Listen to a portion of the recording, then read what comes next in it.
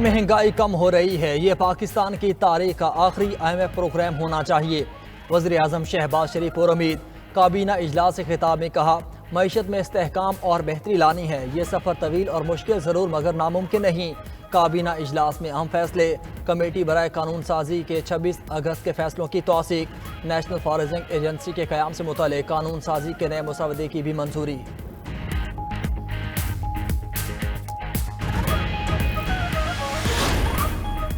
وزیر اعظم شہباز شریف سے MQM کے وفد کی ملاقات۔ ماضی کے معاہدے، مطالبات اور عوامی مسائل سامنے رکھ دیے۔ MQM نے بجلی کے نرخوں میں کمی کا مطالبہ بھی دہرایا۔ کراچی سمیت سندھ کے شہری علاقوں کے لیے ترقیاتی پیکیج پر عمل درآمد پر بھی زور۔ وزیر اعظم کی MQM کے مطالبات پر تیزی سے عمل درآمد کی یقین دہانی۔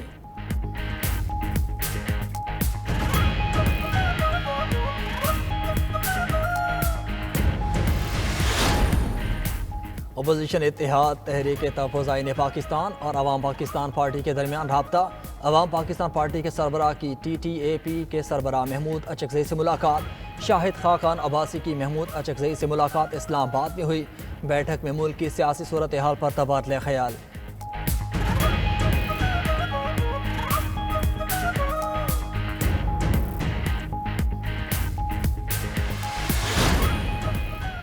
BNP کے سربراہ سردار اختر مینگل نے قومی اسمبلی کی رکنیت سے مستعفی ہونے کا اعلان کر دیا۔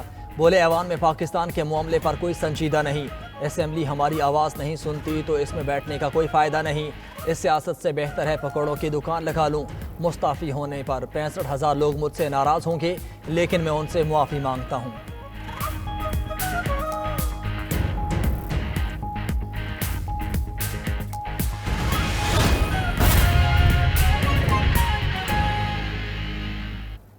بسم اللہ الرحمن الرحیم، السلام علیکم۔ آپ دیکھ رہے ہیں 92 نیوز اور میں ہوں آپ کے ساتھ وقاص فاروق۔ ہیڈ لائنز آپ جان چکے، ابھی آپ کو بتائیں کہ آرمی چیف کی زیر صدارت کور کمانڈرز کانفرنس شرکاء کانفرنس کے شہداء کے ایصال ثواب کے لیے فاتح خوانی کی ہے۔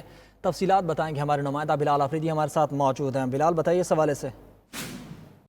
بلال سے رابطہ بحال کریں گے۔ آرمی چیف کی زیر صدارت کور کمانڈرز کانفرنس ہوئی ہے۔ شرکاء کانفرنس کی شہداء کے ایصال ثواب کے لیے فاتح خوانی کور کمانڈر کانفرنس ہوئی ہے، جس میں شہداء کے ایصال و ثواب کے لیے فاتح خوانی کی گئی ہے۔ تمام کور کمانڈرز اس کانفرنس میں شریک تھے اور امن و استحکام کے لیے پاک فوج کے شہداء اور شہریوں کی لازوال قربانیوں کو خراج عقیدت پیش کیا گیا ہے۔ آپ کو بتائیں کہ خطے کی صورتحال، قومی سلامتی کو درپیش چیلنجز کے بارے میں بریفنگ دی گئی ہے اور آپ کو بتائیں کہ اس اجلاس میں آرمی چیف کی زیر صدارت کور کمانڈرز کانفرنس ہوئی ہے، جس میں شرکاء کانفرنس کی جانب سے شہداء کے ایصال ثواب کے لیے فاتح خوانی کی گئی ہے اور خطے کی امن و امان کی صورتحال کو بھی اس میں دیکھا گیا ہے، اس پر بریفنگ دی گئی ہے اور آپ کو بتائیں کہ امن و استحکام کے لیے پاک فوج کے شہداء اور شہریوں کی لازوال قربانیوں کو خراج عقیدت پیش کیا گیا ہے۔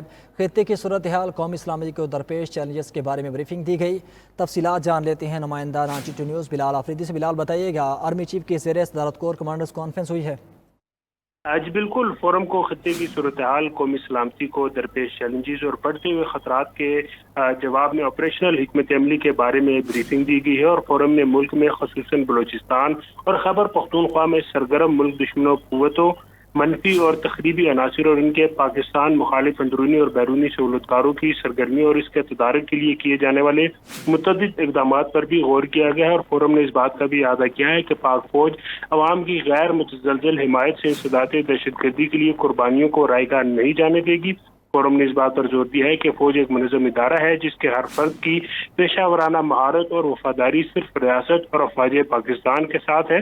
فوج میں موجود کڑے احتسابی نظام پر عمل درآمد ادارے کے استحکام کے لیے لازم ہے اور کوئی بھی فرد اس عمل سے بالاتر اور مستثنا نہیں ہو سکتا اور ایک مضبوط اور مؤثر قانونی نظام کی اہمیت کو اجاگر کرتے ہوئے آرمی چیف نے اس بات پر زور دیا ہے کہ پاک فوج دہشت گردوں، انتشار پسندوں اور جرائم پیشہ مافیات کے خلاف ضروری اور قانونی کارروائی کرنے میں حکومت، انتظامیہ اور قانون نافذ کرنے والے اداروں کو جامع تعاون فراہم کرتی رہے گی۔ فورم کا دہشت گرد نیٹ ورکس کی ملی بھگت سے چلنے والی غیر قانونی سرگرمیوں کے خلاف جاری کوششوں پر بھی اطمینان کا اظہار کیا گیا اور فورم نے سخت سائبر سیکیورٹی اقدامات کے ذریعے قومی سائبر سپیس کے تحفظ پر زور دیا اور فورم نے بھارت کے زیر قبضہ مقبوضہ جموں و کشمیر میں انسانی حقوق کی سنگین خلاف ورزیوں کا शिकार कश्मीरी अवाम के साथ इज़हार यकजहती करते हुए तहरीक आज़ादी के शोहदा को खराज अकीदत पेश किया है और फोरम ने इसराइल के निहत्थे फ़लस्तीनियों पर जारी बर्बरियत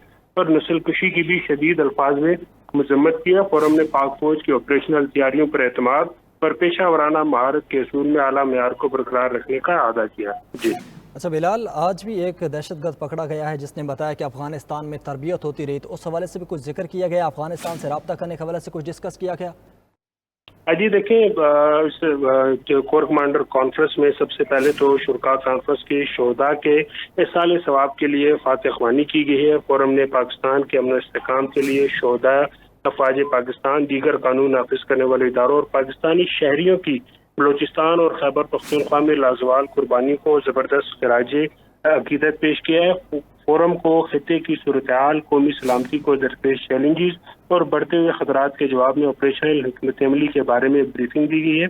फोरम ने मुल्क में खसूसन बलूचिस्तान और खैबर पख्तूनख्वा में सरगर्म मुल्क दुश्मन कुव्वतों, मनफी और तखरीबी अनासर और इनके पाकिस्तान मुखालिफ अंदरूनी और बैरूनी सहूलतकारों की सरगर्मियों और इसके तदारुक के लिए किए जाने वाले मुतअद्दिद इक़दाम पर भी गौर किया है। और फोरम ने इस बात का भी अदा किया है कि पाक फौज अवाम की गैर मुतज़लज़ल हिमायत से इंसदाद दहशत गर्दी के लिए कुर्बानियों को रायगा नहीं जाने देगी। फोरम ने इस बात पर भी जोर दिया कि फौज एक मुनज़्ज़म इदारा है कि जिसके हर फर्द की पेशावराना महारत और वफादारी सिर्फ रियासत और अफवाज पाकिस्तान के साथ है। पाक फौज गैर मुतज़लज़ल अज़म से एक मजबूत और कड़े एहतसाब के जरिए अपने इक़्तिदार की पासदारी करती है और जिसमें किसी किस्म की जानिबदारी और इस्तिस्ना की कोई गुंजाइश नहीं होती।